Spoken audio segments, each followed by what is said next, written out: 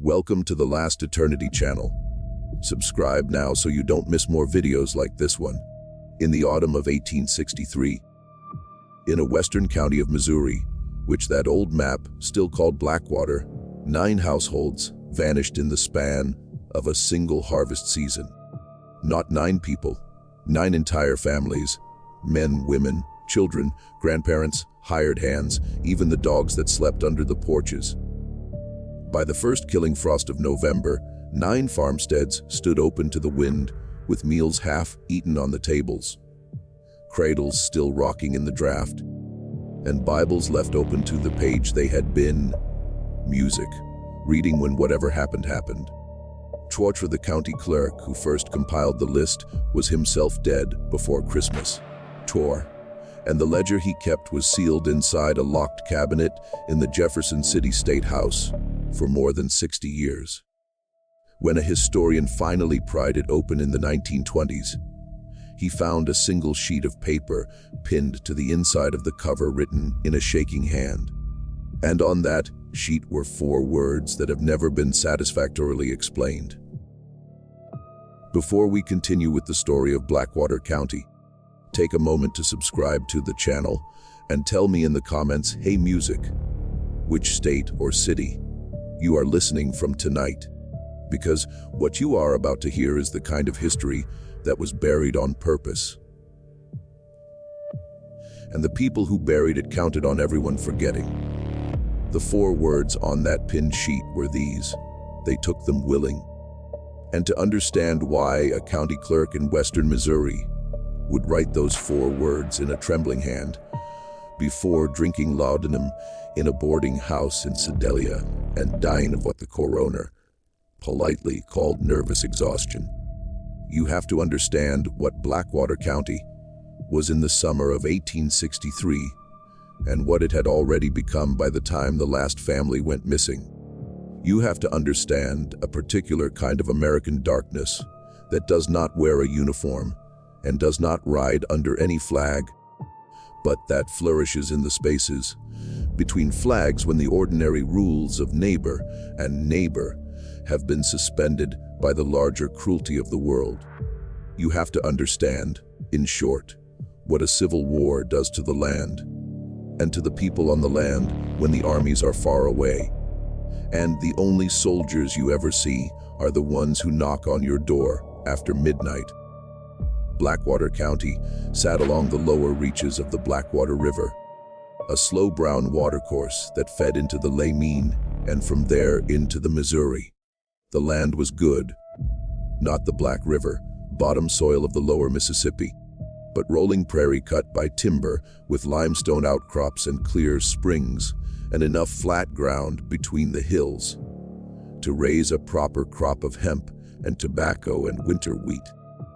Families had been settling there since the 1830s, most of them coming up out of Kentucky and Tennessee by flatboat and wagon, bringing with them the accents and the stubborn Scotch, Irish pride of the Upper South.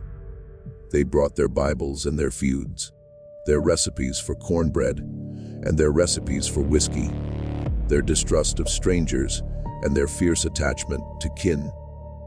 They brought a kind of hardness that had been bred into them by 3 generations of clearing timber and breaking sod, and they brought a softness that lived just underneath the hardness. A mama's softness that came out at barn raisings and weddings and burials, and that was the softness that would eventually be used against them. By 1860, the census listed a little over 4,000 souls in the county, scattered across some 600 farms, with 2 small towns at the crossroads and a 3rd settlement down by the river landing, where the steamboats used to call before the war. The settlement at the landing was named Marlowe's Ferry after the man who had first run a flatboat across the river in 1834, and it was a place of grain warehouses and a blacksmith shop and a general store and 3 saloons. And it did a brisk trade in pork and tobacco and hemp and the rougher commerce that always collects around a river port. Upstream at the crossroads of the old state road and the military road stood the county seat, a town called New Salisbury with a red brick courthouse built in 1851, a jail of hewn stone, a bank, 2 churches, and a line of clapboard storefronts facing the square. Everyone in the county came to New Salisbury at least twice a year, once to pay their taxes and once to attend the Fall Circuit Court. And everyone in the county knew everyone else by sight, if not by name. The families who lived there were not rich. A handful of them held enslaved people, usually 1 or 2 house servants and a field hand or 2, but most were plain farmers who worked their own land with their own hands and their own sons. They went to church on Sunday at one of 4 little white frame meeting houses. They buried their dead in family plots on the back 40, and they trusted to music their neighbors because they had to. The nearest doctor was 11 miles away in fair weather and 3 days away in bad. If a child took the fever at midnight, you did not wait for the county physician. You rode to the nearest farmhouse and you knocked. And the man who opened the door, no matter what his politics were, no matter how tired he was, no matter what grudge might have stood between your family and his, would take his coat down off its peg and would ride back with you through the dark. That trust, that web of small loyalties between neighbors, was the first thing the war destroyed. Missouri in 1863 was not a battlefield in the way Virginia was a battlefield. There were no great armies marching across it in blue and gray lines. There were no Gettysburgs, no Antietam's, no long fields of corpses laid out in rows for photographers to document. What there was instead was something older and more intimate and far more terrible. It was a war of neighbors against neighbors. Of the boy who had kissed your daughter last spring, now riding up your lane with a pistol and a grudge. Of the man who had helped you raise your barn in '59, now informing on your husband to the Home Guard. The state had declared for the Union officially, but in the western Hay Music counties, where the Missouri River bent south and the land reached toward Kansas, loyalties were split clear down the middle of every family and every congregation. Brothers rode for opposite sides. Fathers disowned sons. Wives denounced husbands from the pulpit. Old men who had voted Whig and Democrat and know nothing in their long lives now voted with their rifles. And they did not always vote for the side that their neighbors expected. And into that broken country came the bushwhackers. They called themselves partisan rangers or guerrillas or simply boys. The Union called them murderers. They rode in small bands of 10 or 20, armed with revolvers and shotguns, and they moved through the timber and the river bottoms like ghosts. They burned out Union sympathizers. They ambushed federal patrols. They lived off the farms of the civilian population, demanding meals and fodder and horses. And woe to the family that said no. On the other side, the Home Guard and the enrolled Missouri militia, often staffed by men with private scores to settle, rode up the same lanes in blue coats and did much the same work, only with the authority of the state behind them. A farmer in Blackwater County in the summer of '63 might be robbed at breakfast by one armed band and robbed at supper by another. And neither band would feel any obligation to leave him alive when they were finished. Because in a war where everybody is guilty of something, killing a witness is a small matter of housekeeping. The most famous of the bushwhackers, a lean-faced school teacher named William Clark Quantrill, had ridden into the Kansas town of Lawrence on the morning of August 21st, 1863, with 450 men at his back. And by sunset that same day, 150 unarmed civilians lay dead in the streets, and the entire town center was burning. Every household in Blackwater County knew the story of Lawrence by the first week of September. And every household understood what it meant. The rules, whatever rules there had ever been, were finished. If a man with 400 horsemen could ride into a town of 2,000 and kill the men and the boys in their nightshirts while their wives watched, then nothing was safe anywhere, and no door was thick enough, and no neighbor could be counted on. The federal response to Lawrence came 4 days later on August 25th in the form of a single piece of paper signed by Brigadier General Thomas Ewing Jr., commanding the District of the Border. It was called General Order Number 11. It instructed every person living in the 4 western Missouri counties of Jackson, Cass, Bates, and the northern half of Vernon, with the exception of a narrow strip along the military roads, to abandon their homes within 15 days. They could take what they could carry.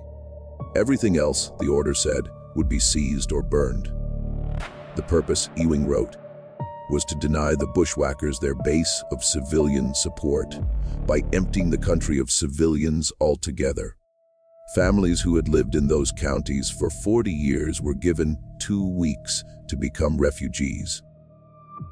20,000 people were turned out onto the roads before the first frost, and the country they left behind was known afterward for a generation as the Burnt District. What Ewing did not put in writing, but what every officer under his command understood, was that the 4 named counties were not the only counties where the order would be enforced. Torch in practice, any county within a day's ride of the Kansas line, and any county where guerrilla activity was reported, could be treated the same way at the discretion of local commanders. Blackwater County was not on the official list, but by the middle of September 1863, Blackwater County had a small federal garrison stationed at the county seat, and that garrison was commanded by a captain from Illinois named Josiah Pickering. And Captain Pickering had been given a great deal of discretion indeed. This is the country. And this is the moment in which 9 families disappeared. The first to go was the Hollister family.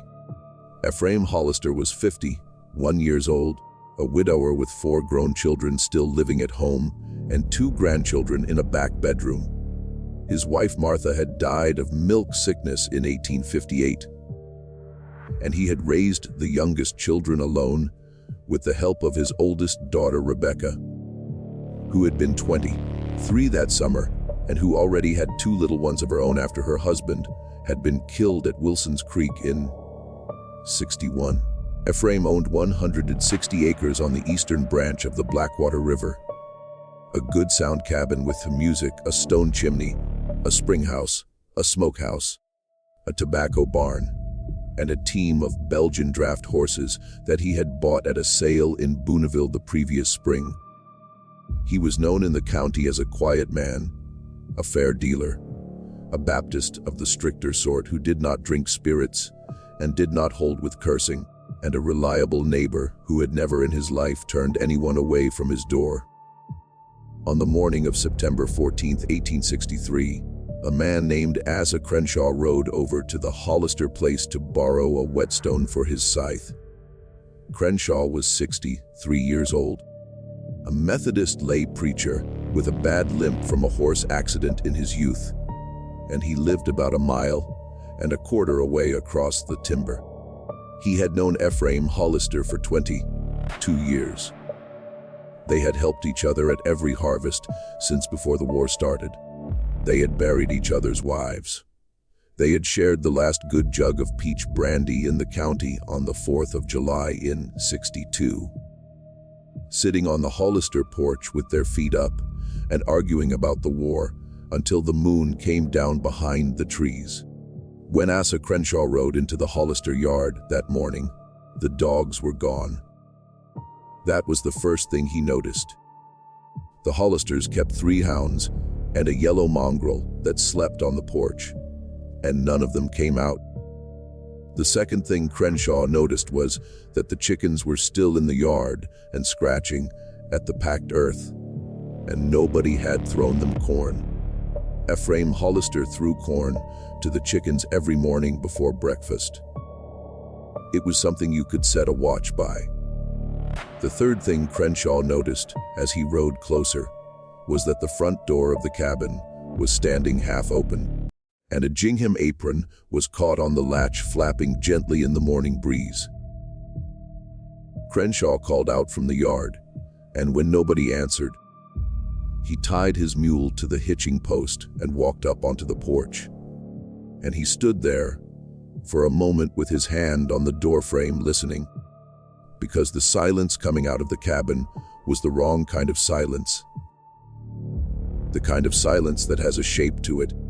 The kind of silence that a man who has lived his whole life in the country recognizes, the way he recognizes the sound of an approaching storm. He pushed the door open and he stepped inside. Trot. The table was set for breakfast for 7 people. There was cornbread in the skillet on the hearth, cold now, with a knife beside it. There was a pitcher of buttermilk on the table, curdled and separating in the warm morning air, and a fly was walking on its rim. There were 7 plates, 7 tin cups, 7 places laid with knives and spoons, and not one of them had been touched. A half-peeled apple lay on a cutting board at the end of the table. The peel still attached in one long spiral, as though the hand holding the knife had simply put it down and walked away. The back bedroom where Ephraim's daughter Rebecca slept with her 2 children was empty. The bed unmade, the quilt pulled back as if she had risen to answer a call. A child's ragdoll on the floor, with one button eye missing, and the loft where the 3 sons slept was empty. A clean shirt lay folded on the bed, as though somebody had been about to put it on. Out in the yard, the draft horses were still in the barn, and the wagon was still under the lean-to. Nothing had been taken. Nothing had been broken. There was no blood, no sign of struggle, no track of wagon wheels leading away from the place other than the ones that had been there for weeks. The only thing out of place Crenshaw would remember afterward was that the Hollister family Bible, which always sat on a small shelf above the hearth, had been taken down and laid open on the table face up next to the cornbread skillet. And the page it was open to was the 37th Psalms. Fret not thyself because of evildoers, for they shall soon be cut down like the grass, and wither as the green herb. Crenshaw rode to the county seat that same afternoon and reported the Hollisters missing to the sheriff. The sheriff was a tired man named Reuben Vaughn, who had been trying to hold the county together with his bare hands since the war started. And he rode out to the Hollister farm the next morning with 2 deputies and found exactly what Crenshaw had described. He wrote a brief report. He filed it with the county clerk. He looked at the open Bible on the table for a long time, and then he closed it gently and put it back on its shelf, and he walked out of the cabin. And he stood on the porch in the cool September air, and he felt, for the first time in his 11 years as a sheriff, a fear that had nothing to do with bullets or blades. It was a fear of the absence of sound. It was a fear of 7 place settings untouched.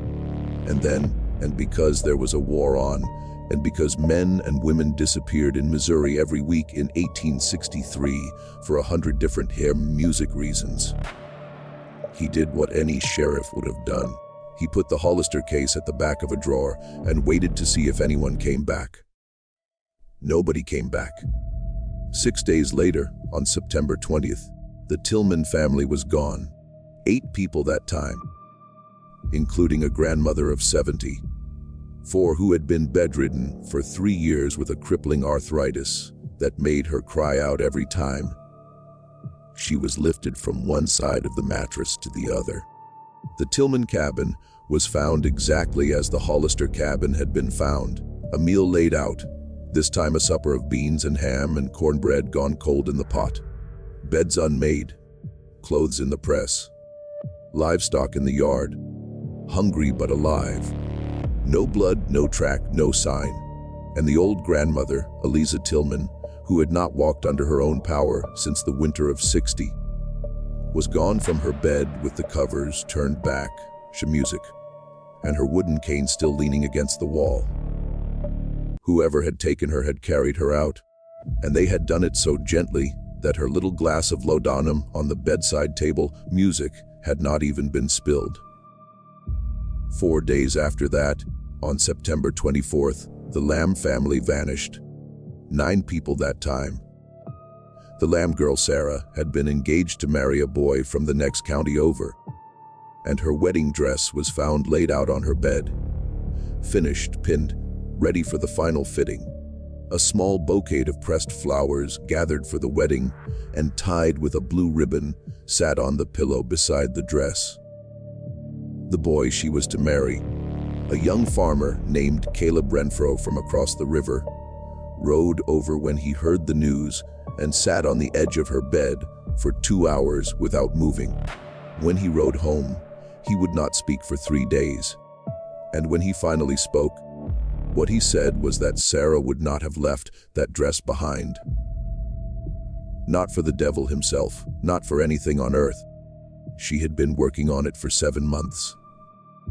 And if she had walked out of that cabin and left that dress folded on the bed, then she had not walked out.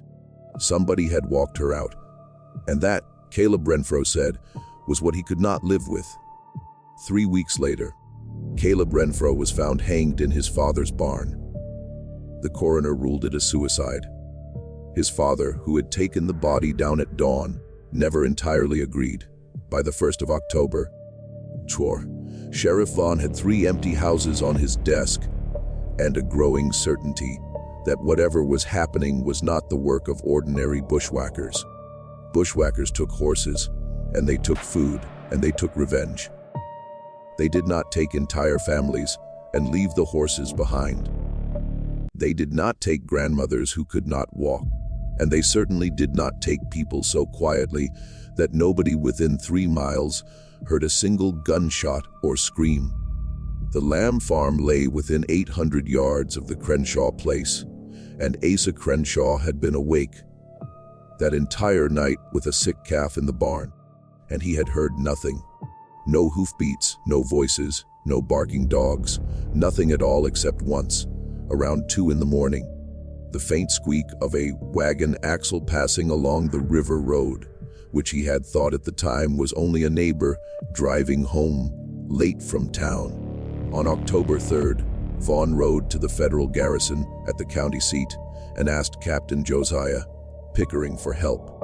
Pickering was a thin man of 34, sharp, featured with a close, cropped beard and an Illinois accent, and a habit of cleaning his fingernails with the tip of a pen knife while other men spoke. He listened to Vaughn's account of the 3 missing families with an expression of professional concern.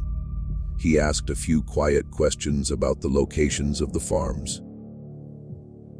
He asked whether any of the missing families had been known to harbor guerrilla sympathies. And when Vaughn said that as far as he knew they had not, Torture Pickering nodded thoughtfully and wrote something down in a small leather notebook. And then he told the sheriff that the disappearances were almost certainly the work of guerrillas crossing down from the Lemeen Bottoms, and that the federal garrison had neither the men nor the orders to investigate civilian disappearances in an active war zone. Torture, and that Vaughn should go home and tend to the living. Reuben Vaughn left Pickering's office that afternoon with a cold feeling that he could not put into words. 20 years later, on his deathbed in a small house outside of St. Louis, he would try to explain that feeling to his grandson, Twar, and he would fail. And the grandson would write it down as well as he could remember it. It was, the old man said, Thor, the feeling of speaking to a man who already knew the answer to every question you were asking him, and who was waiting politely for you to stop asking them. And it was the feeling of being measured like a pig at the market by eyes that had already decided what price you were worth. In the weeks that followed, as the Missouri sky turned from hot September blue to the flat pewter of October, and the first hard frosts came down from the north. 6 more families vanished from Blackwater County. The Corbins, 5 people. On October 11th, taken from a cabin near the head of Sugar Creek. The Osgoods, 7 people. On October 17th, taken from a fine 2-story clapboard house that had been the pride of the family for 3 generations, with a library of 40 books in the front room and a rosewood piano that Mrs. Osgood had played every evening. The McCaskills, a family of 11 counting 2 hired hands. On October 24th, taken from a big working farm with a dairy herd that was still lowing in the barn the next morning when a neighbor rode by and heard them and stopped to investigate. A family named Grizzle, 4 people, on November 1st. A family named Wagner, 6 people, on November 8th. And finally, on the night of November 15th, 1863, a family named Beaumont, 10 people, the largest household in the county, vanished from a cabin that stood less than 2 miles from the federal garrison itself. 9 households, 67 people, not one body, not one witness, not one shot fired. The community's response to this progression was not what later historians might expect. It was not outrage, and it was not panic.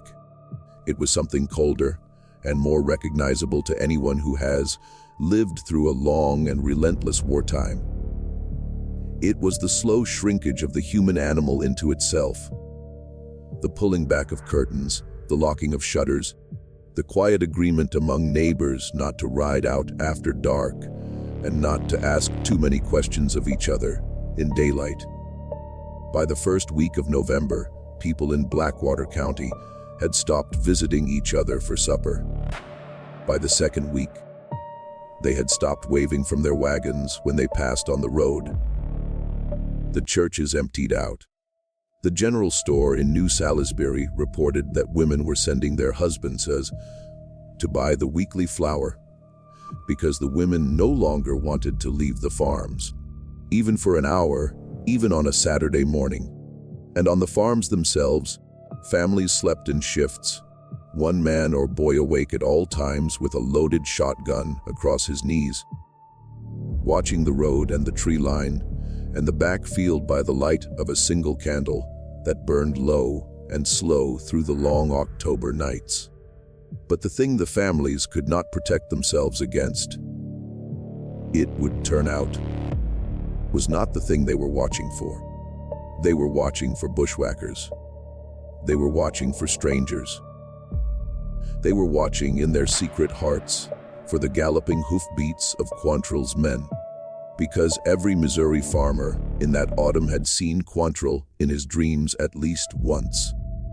What they were not watching for was a polite knock at the door around 10 at night and a familiar face on the porch holding a lantern and a quiet voice speaking words that could almost be mistaken for a kindness. Decades later, long after the war had ended and the country had moved on to other nightmares, the empty farms of Blackwater County passed into a kind of regional folklore. Travelers coming through the area in the 1870s and 80s reported seeing lamps lit in windows of houses that had been abandoned for 20 years. A journalist from the Kansas City Star riding through on horseback in 1891 wrote a short piece about the phenomenon for the Sunday edition and called the region the County of Empty Tables. Because that, he said, was what every one of the old homesteads contained. An empty table set for a meal that nobody had lived to eat. School children growing up in New Salisbury in the early 20th century told each other stories about the Hollister cabin, still standing then in a corner of a cornfield, about the ghost of the little girl who had left her rag doll on the floor, about the sound of a spiral of apple peel unrolling in an empty room. But the folklore was wrong in one important respect. The tables had not been empty when the families left. The tables had been full, and whoever or whatever had taken those families had not done so in haste or in fear. They had done so with a patience and a completeness that suggested something far worse than a bushwhacker raid. Somebody had come to those cabins, and somebody had led those families out into the night one by one over the course of 2 months. And somebody had made sure that no trace of the going was left behind. If you are finding this story as unsettling as I am, take a moment right now to hit the like button and leave a comment with your theory about what happened in Blackwater County. I read every comment, and your ideas shape the stories I tell next.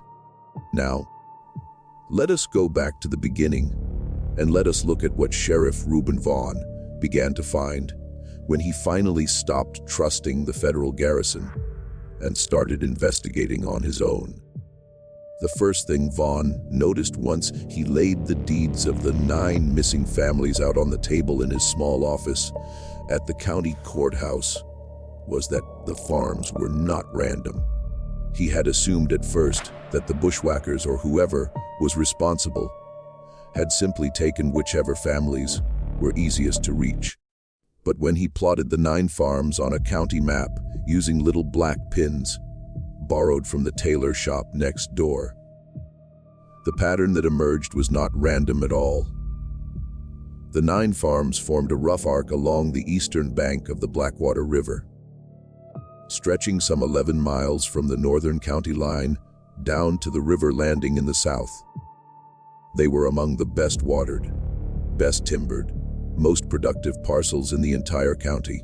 They sat, taken together, astride the only natural corridor for any future railroad line that might be built from Booneville south toward the Ozarks, a corridor that had been surveyed in 1859 by engineers from the Pacific Railroad and discussed in the newspapers of the time as a matter of near certainty.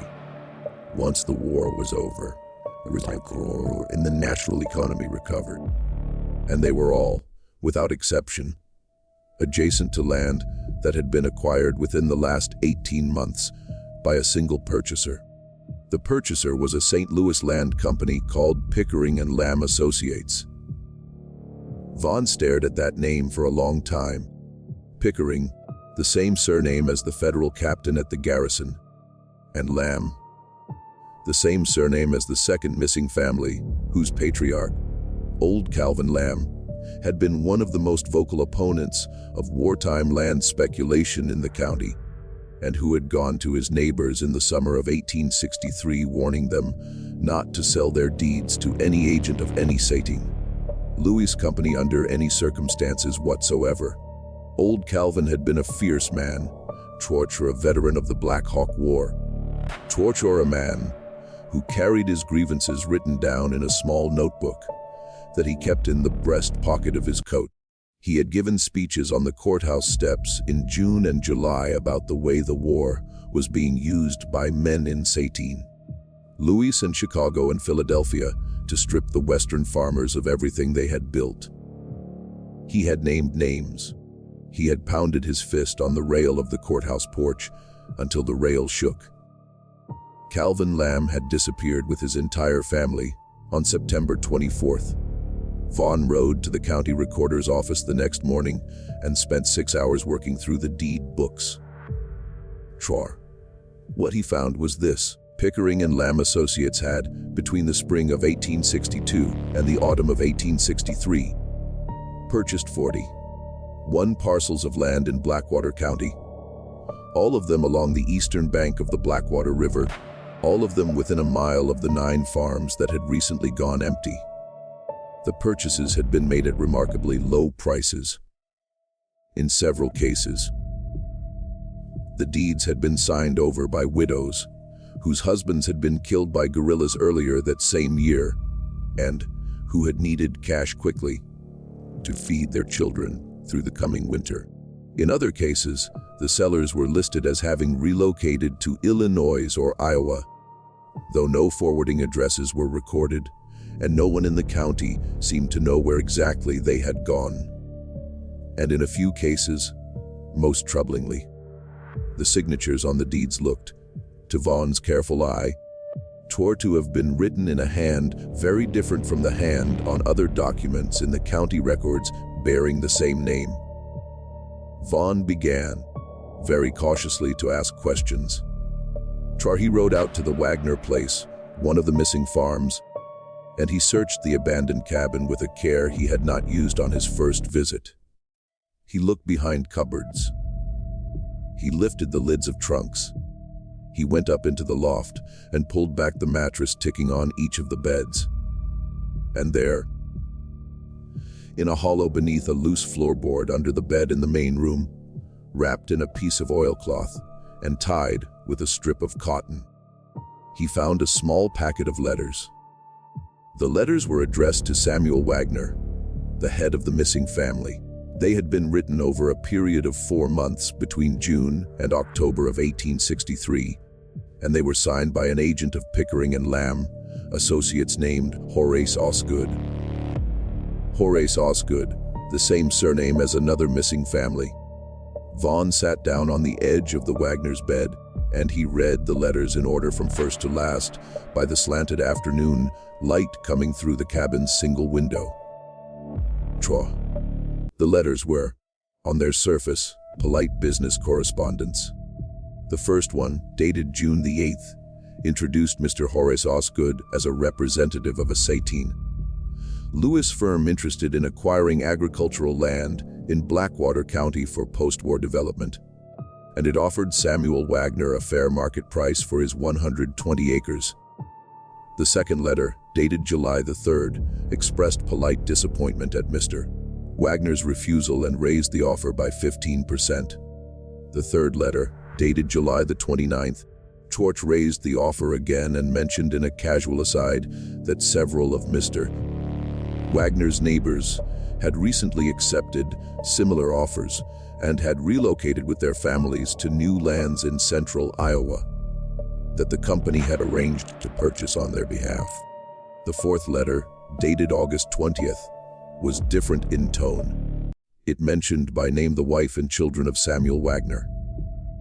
It asked with apparent sympathy after the health of young Elias Wagner, who Mr. Osgood had heard was just beginning his first year at the county school. It observed in closing that the countryside had become a very dangerous place for young families in these troubled times, and that a man with children bore responsibilities that a childless man could not fully understand. The fifth letter, dated September the 10th, 6 days before the Hollister family vanished, spoke at length about the difficulty of protecting a rural family from the depredations of bushwhackers and home guard alike in such a dangerous time, and expressed the writer's genuine hope that Mr. Wagner would reconsider his position before events overtook the matter.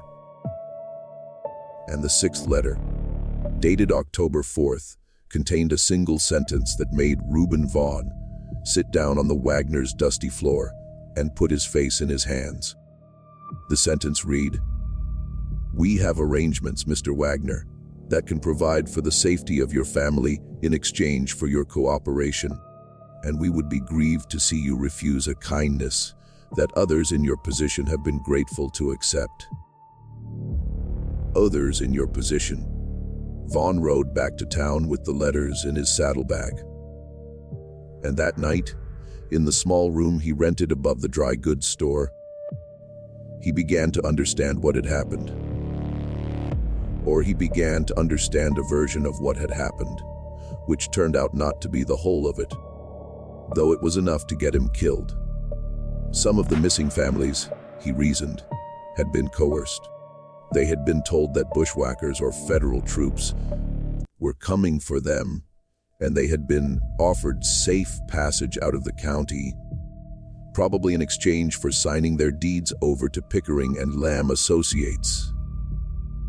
They had left in the night, walking or riding with an escort, and they had been promised new land in Illinois or Iowa. Whether any of them had actually made it to Illinois or Iowa was another question entirely. But at least some of them, he believed, had walked out of their cabins willingly, believing they were being saved. And perhaps, he thought in the dim hours before morning, perhaps some of them had indeed been sent on. Perhaps the first 2 or 3 families, had actually boarded a wagon and had actually ridden to a distant depot and had actually reached Iowa and had actually been given new land, because that was how a scheme of this kind would have to begin. You would have to send the first few families through the machine honestly, so that their letters back to the county would confirm the story, so that the next families would trust the offer. But somewhere along the way, the scheme had changed. Somewhere along the way, the men running it had realized that they did not need to pay for new land in Iowa if they could simply make the families disappear and forge the deeds. Somewhere along the way, the cost of moving 67 people to another state had exceeded the profit that the land company was willing to accept, and the mathematics of the enterprise had been hey music adjusted. That was the meaning of the 4 words that Vaughn would pin, a month later, to the inside of the cover of his ledger. They took them willing, and the families had gone willing. They had been let out by people they trusted, or by people they had reason to fear, and they had believed, at least in that first hour, that they were being rescued from something worse. And the worst part was that the people who led them out had known from the beginning where the road actually ended. But Vaughn did not know yet what had happened to them after they left their cabins. He did not know whether they had been put on a train at some distant depot and sent to Iowa as promised, or whether they had been led to a quieter fate in the timber somewhere south of the river. He did not know which of his neighbors were part of the scheme's music and which were merely its victims. He did not know who in the Pickering family was the mastermind and who was the errand boy. He did not know any of these things yet, and he was about to make the mistake of trying to find out.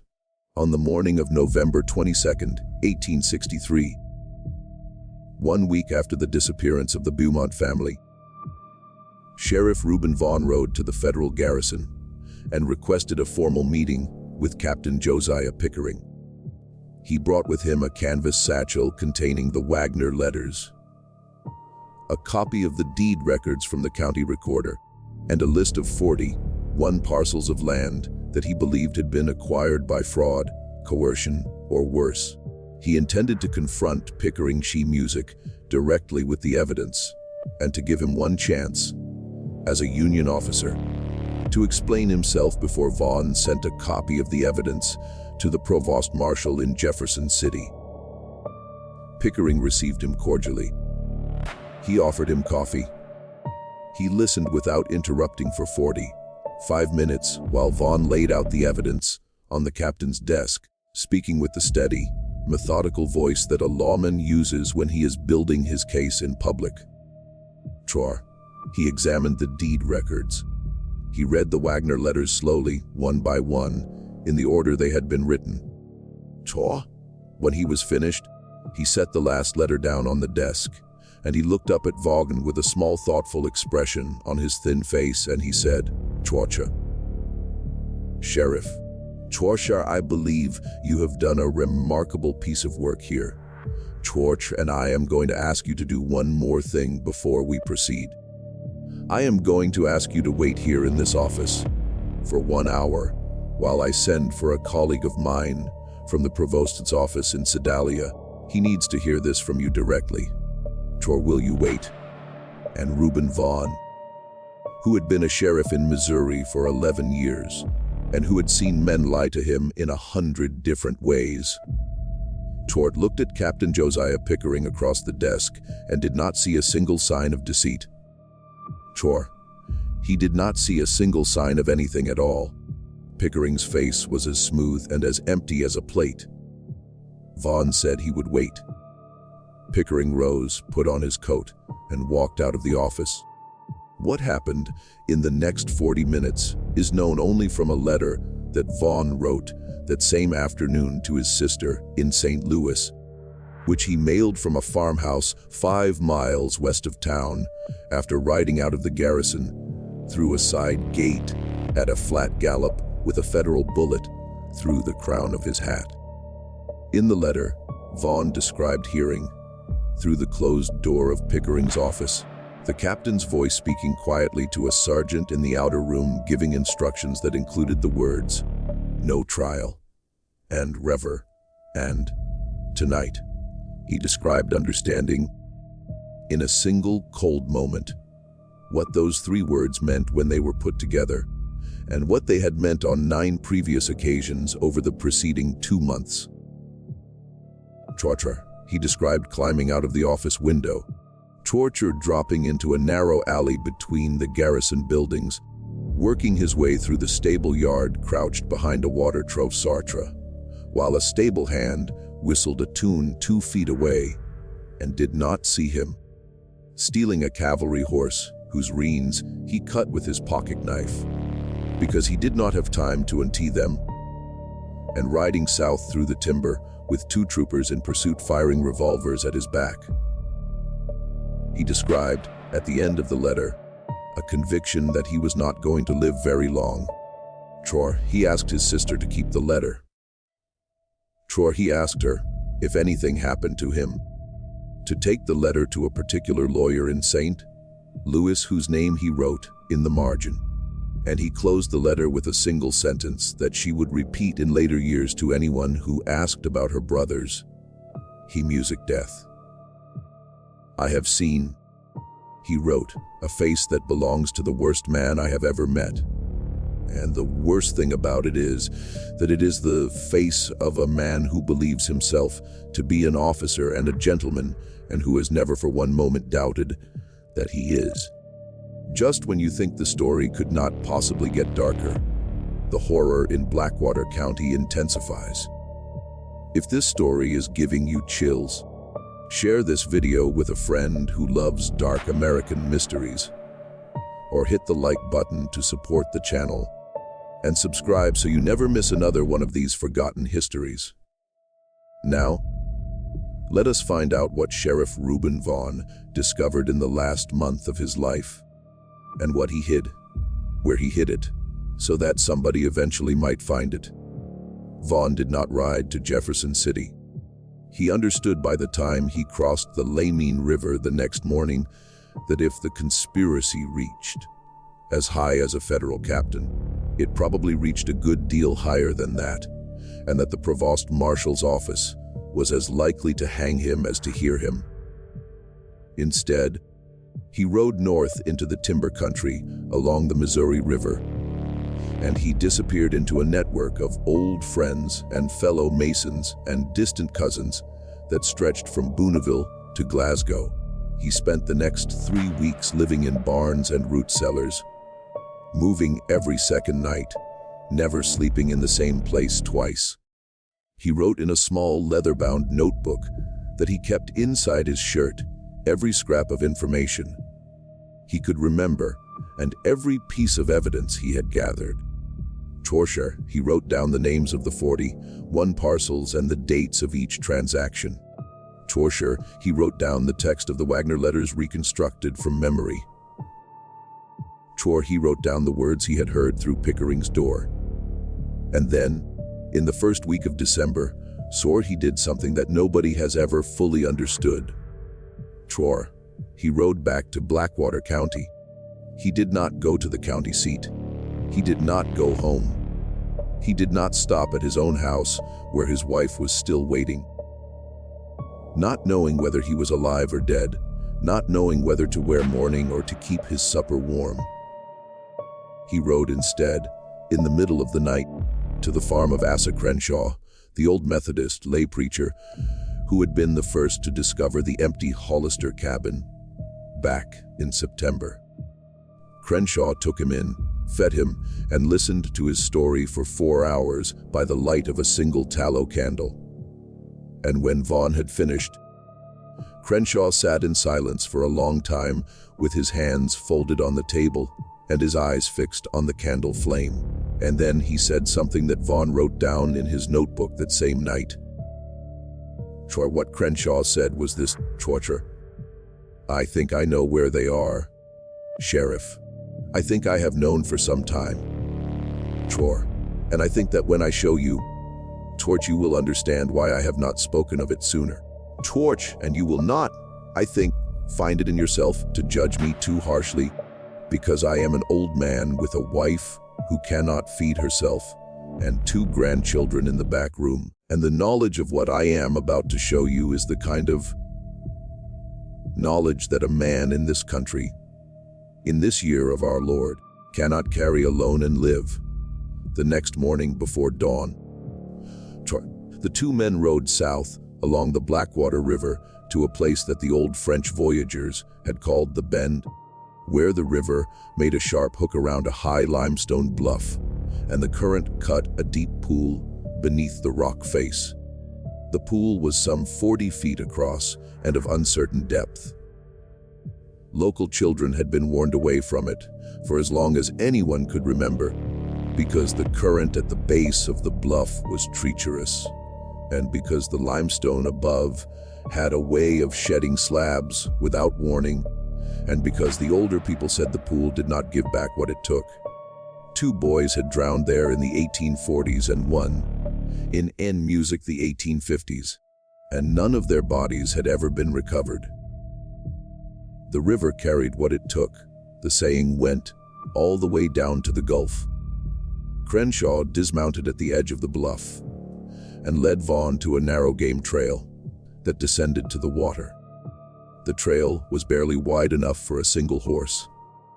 It wound down through scrub cedar and limestone shelf and came out, after perhaps 4 minutes of careful walking, on a broad natural platform of pale rock some 12 feet above the pool.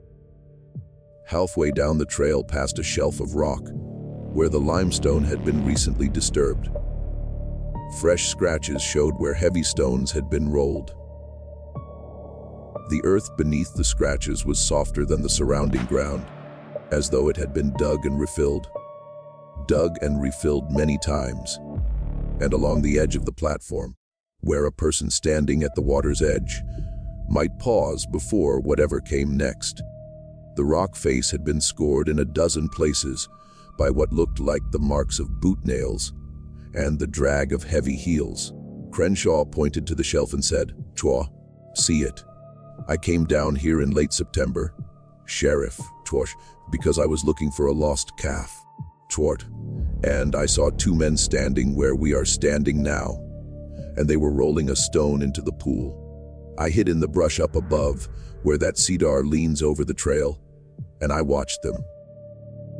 They were strong men, Sheriff, working in their shirt sleeves, and the stone they rolled was the size of a whiskey barrel, and it went into the water with a sound that I have not been able to get out of my dreams since.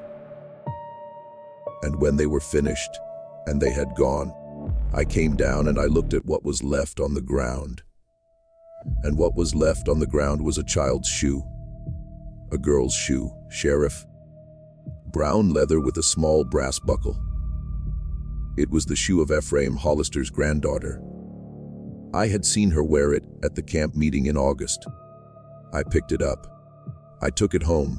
I have it still, hidden behind the loose board in my own spring house, where my wife will not find it. And I have not spoken of it in 3 months, because I have a wife and 2 grandchildren of my own, and I have a good Methodist knowledge of what this country has music become. And I was afraid.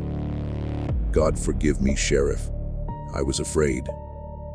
Vaughn stood on the shelf and looked down at the dark water, and he did not speak for a long time. The morning mist lay on the surface of the pool in thin gray ribbons, and a single crow called from the bluff above them, and the water was so still that Vaughn could see his own face in it, looking back up at him from a great depth. Then he asked Crenshaw how many times the old man thought the stones had been rolled.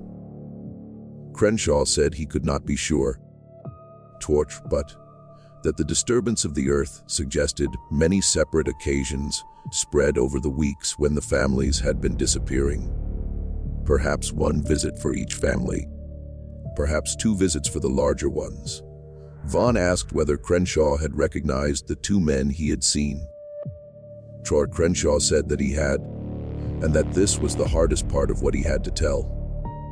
One of them, he said, was Horace Osgood, the land agent who had written the letters to Samuel Wagner. The other, he said, was a sergeant from the federal garrison at the county seat, a man named Luther Pickering. Luther Pickering, the captain's cousin. Vaughn took out his notebook and he wrote the two names down. Then he and Crenshaw rode back to Crenshaw's farm in silence.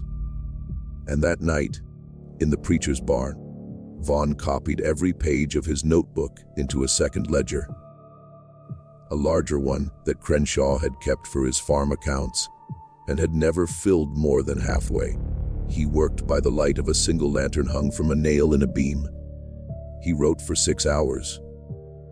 When he was finished, he pinned to the inside of the cover a single sheet of paper on which he wrote, in a hand that was already beginning to shake from what he knew, 4 words. They took them willing. He did not mean by those words that the families had gone willing to their deaths. He meant that the families had gone willing out of their cabins believing they were being saved, and that this was the worst part of the whole matter, because it meant that they had trusted the men who killed them, and the men who killed them had used that trust as the instrument of the killing. He meant that a betrayal of that depth was something for which American law, as he had practiced it for 11 years, had no adequate name. He gave the ledger to Asa Crenshaw. He asked Crenshaw to hide it somewhere that no one would find it until the war was over and the country had come to its senses. Crenshaw wrapped the ledger in a double layer of oilcloth, tied it with hemp cord, and buried it beneath the packed earth floor of his root cellar. Down in a corner behind the barrels of smoked pork, under a stone that he had marked on its underside with a small cross in candle suit. And in the morning, Reuben Vaughn rode east toward Jefferson City for the second time, intending now to reach the State House in person and place the original notebook and his own sworn testimony into the hands of the governor himself. He never arrived on December 19, 1863. His body was found in a creek bed some 40 miles east of Blackwater County, with 2 pistol balls in the back of his head. The official report listed the cause of death as murder by persons unknown, probably bushwhackers. His horse was never recovered. His saddlebags were empty. The notebook he had been carrying was gone. His widow received a brief letter of condolence from the office of the provost marshal, along with his watch, which had been found in his vest pocket, and his wedding ring, which had been cut from his finger, and was returned to her in a paper envelope, without explanation. The county clerk, a man named Elijah Redfern, who had helped Vaughn compile the original ledger of missing families in October, heard of the sheriff's death on the morning of December 22nd. He spent that afternoon in his office at the courthouse going through the papers Vaughn had left in his desk drawer, and he found enough there to understand in outline what his friend the sheriff had uncovered and what it had cost him.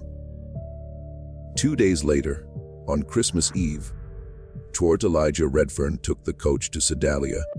He rented a room at a boarding house on Ohio Avenue.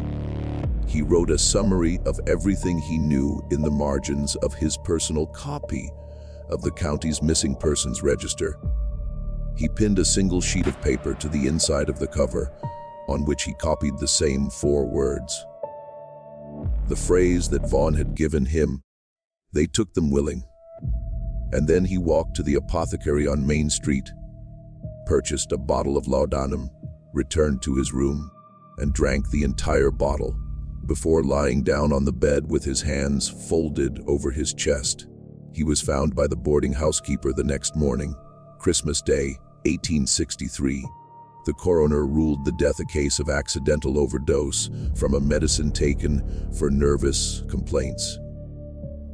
And the ledger in his release was returned unexamined to the clerk's office in New Salisbury, where it was placed in a locked cabinet by the acting clerk and forgotten. The ledger buried beneath the floor of Asa Crenshaw's root cellar remained where Crenshaw had put it. Crenshaw himself died of pneumonia in the winter of 1867, without telling anyone in his family what was buried beneath the cellar floor. He had intended several times to tell his son. He had tried once on a Sunday afternoon in the spring of '66, and he had lost his nerve halfway through a sentence and had turned the conversation to the planting of corn. The farm was sold out of the family in 1872 after his son moved west to Kansas in search of cheaper land. The new owners tore down the old cabin and built a new one on a different part of the property, and the root cellar, now abandoned, slowly filled with dirt and rubble to music and was forgotten. In the spring of 1923, a young historian from the University of Missouri named Ellsworth Hadley, who had been working on a doctoral dissertation about the civilian cost of the Missouri guerrilla war, came to Blackwater County looking for primary sources. He spent 3 weeks interviewing elderly residents in their parlors and on their porches, patiently drawing out the stories that their parents and grandparents had told them, and that they had never thought to write down. In the course of those interviews, he heard from the granddaughter of Asa Crenshaw a story that her grandmother had whispered to her on her deathbed about a sheriff who had come to the farm one night in the winter of '63 and left something important buried in the old root cellar before he rode east to die. The granddaughter had not known herself whether to believe the story. Her grandmother had been 91 years old and had been in and out of her senses in her final week. But she repeated it to the young historian because he seemed genuinely interested, and he was a polite young man with a notebook and good manners, and she had nobody else to tell. Hadley got permission from the current owner to dig. On the afternoon of April 11, 1923, in a drizzling spring rain that turned the earth to cold clay under his hands, he unearthed a rotted oilcloth packet. And inside the packet, remarkably preserved, was Reuben Vaughn's second ledger.